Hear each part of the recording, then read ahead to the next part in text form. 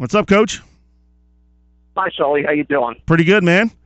Back in the saddle here after a week off, and we're jumping into some Little League, some Babe Ruth. So tell us about this 15-year-old squad and what's going on with you guys. Well, last night we won the state title. We were playing up in Mercer County up there, and we beat a very good Ewing Hopewell team 6-3 last night. So very satisfying, very satisfying. Now, how many of these guys were carryovers from last year's World Series team?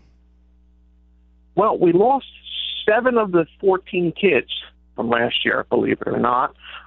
You would think that most kids would want to return, and I think they did, but they have a lot of other commitments. We lost kids to football, to soccer, to even the ACBL, the men's league. Wow. Are plucking these kids. And because they're very good athletes and very good ball players. Right. So what's it like this year? A little bit of a different squad, but you guys have had so much success the last couple of years, and I'm sure these guys are itching to try to get back to the World Series again. Oh, there's no doubt about that. We viewed it when we lost those 7 kids, 4 of them were starters, and it gives an opportunity for other kids to show what they can do. And, through district play and through the states, the other boys have stepped up and did a remarkable job filling in for the kids that we lost, and it's like we haven't missed a beat. So everybody's excited. Were you expecting to win the state championship? What was your mindset going in? Obviously every year the competition is great when you get to this level. What did you think your chances were at the beginning of this tournament? I thought our chances were good. We lost a little bit of pitching, but we're very, very deep in pitching. Okay, and we play good defense. And, as you know, pitching and defense are the name of the game. And if you play good defense and pitch well, you're going to be in every game, and that's what's happened so far. Who's really stepped up in the state tournament? I guess give me some insight into some guys that are really playing well and some of the guys you were counting on going forward. Sure. The 3 pitchers that pitched for us. Last night, Cole Vanderslice started the game and pitched a great game. He also pitched the second game of the state tournament, and he pitched phenomenally. Nick Atoy, he's a mainland boy. Mm-hmm. He's come in and thrown exceptionally well. And then Hunter Rich threw the other night very well, too. Through 4 state games, we've only given up 3 earned runs. So, pitching is the name of the game, and those kids have pitched well. Offensively, we were playing in a park that really had Major League Park dimensions. And we had 4 balls hit the fence, for 15-year-old boys. Nick Atoy hit 2 balls off the fence last night. Omar Hernandez, one of those new players, that didn't even make the team last year, is now batting 4th for us. Wow. He crushed a couple balls. He crushed a couple balls. It's just been a team effort. Solomon Griffith last night had 3 hits, has played great defense up the middle. He's our shortstop now. We had to move him from second base over to shortstop. He's played great defense, and he's our catalyst. He's our leadoff guy. He's our engine. He's what makes us go. Yeah, he's a great little player. I love watching that kid. Yeah. Oh, yeah, he's phenomenal. So, it's been a team effort up and down the lineup. One time or another, everyone has contributed, and that's what you need. Talking with Coach Bill Rauzzino of the 15-year-old Atlantic Shore Babe Ruth All-Stars. They won the state championship off to regionals.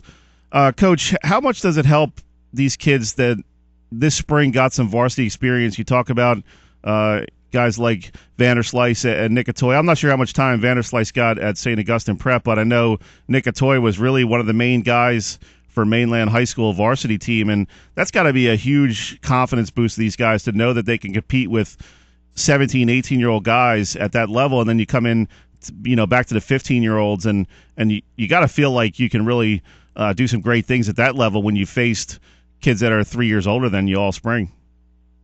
There's no doubt. In previous years, we've had 15-year-olds on our team, and we'd be happy if they were just JV pitchers in high school. Well, here you have someone like Nick Atoy. He's not a JV pitcher, he's a varsity pitcher, and on top of that, he plays in the Carpenter Cup.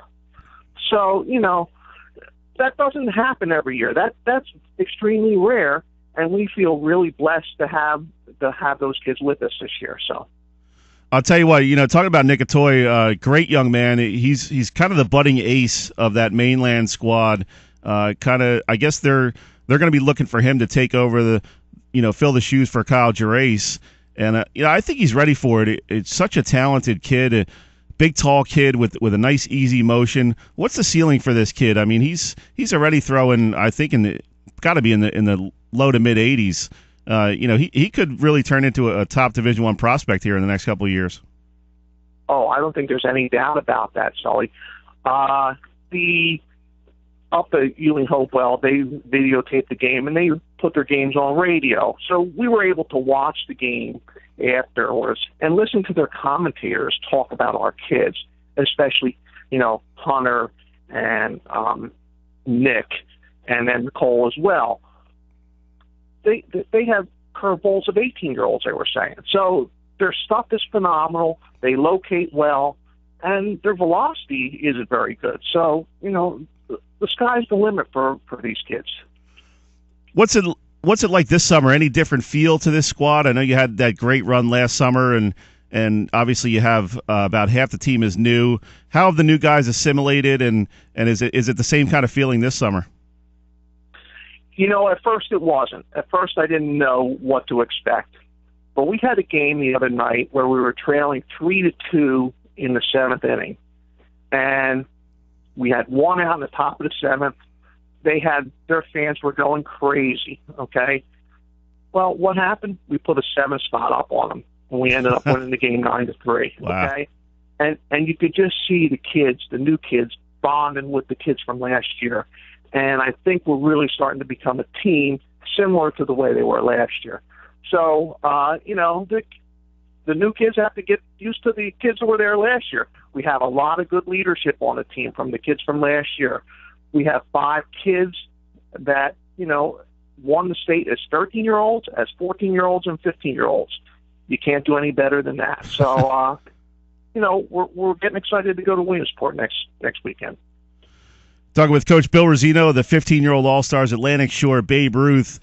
Coach, we got about a minute or so left. Talk about this program, this Atlantic Shore program, really become one of the premier Babe Ruth programs on the East Coast in the last maybe 4 or 5 years. It's got to be a thrill for you and the other coaches to be a part of this and to see the type of baseball that's really blossomed here in South Jersey. We're very proud of the program that we run. We were out in Arkansas last year, and it really hit me out there when we're talking to some of the California parents, and they're telling us, something, we're not going to let Sharky beat us. They knew our kids. Okay, out in California, they know our kids. Wow. They know our program. Okay, they know that we're a successful program.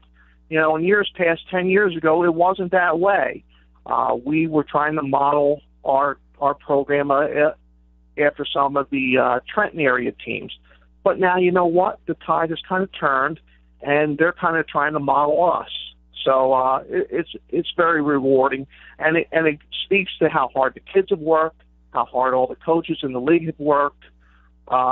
It's a good thing. Good stuff, Coach. We got to let you go, but continue success and bring home a regional championship. I hope so, Sully. Thanks for having me. All right, good luck, man. Thanks. Okay, bye-bye. That was Coach Bill Rauzzino of the Atlantic Shore 15-year-olds going for another regional championship.